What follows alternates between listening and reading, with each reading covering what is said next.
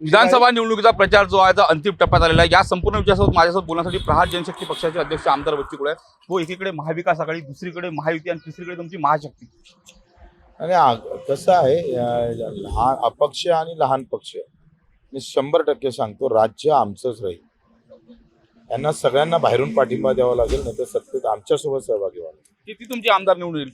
21-22च्या वर जाईल एकंदरीत आकडा आम्ही जे लढत देत आहोत ना, त्याच्यामध्ये आज जे निश्चित जरी सांगता नाही आलं तर आम्ही 21 ते 25 पर्यंत आपण पाहतोय, पहिला दुसरा तिसरा असा आहे।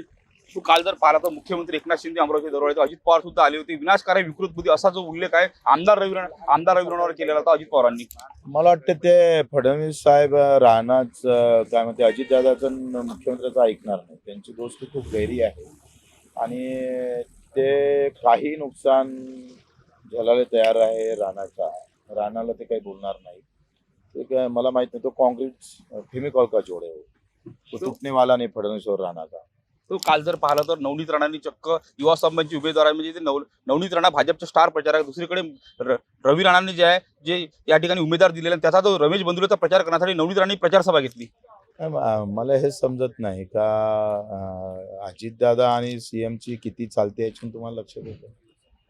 किती लाजिरवाणी गोष्ट आहे का शिंदे सेनेच्या शिवसेनेच्या विरोधात नवनीत राणा प्रचाराला फिरतंय आणि फडणवीस साहेब त्यांना काहीच सांगत नाही।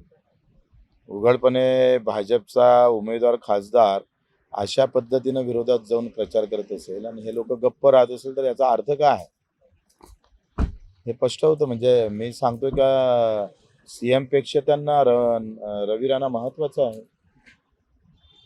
एकंदरीत जर पाहायला गेलं तर तिसऱ्या आघाडीचे जास्तीत जास्त आमदार निवडून असा जो दावा आहे आमदार बच्चू कडूंनी केला आहे। तसेच फडणवीसांचा राणा दाम्पत्याला मोठं बॅकअप आहे अशी सुद्धा प्रतिक्रिया बच्चू कडूंनी दिलेली आहे। सूरज दहाट, लोकशाही मराठी, अमरावती। लोकशाही मराठी ऐका, पहा, जागरूक रहा।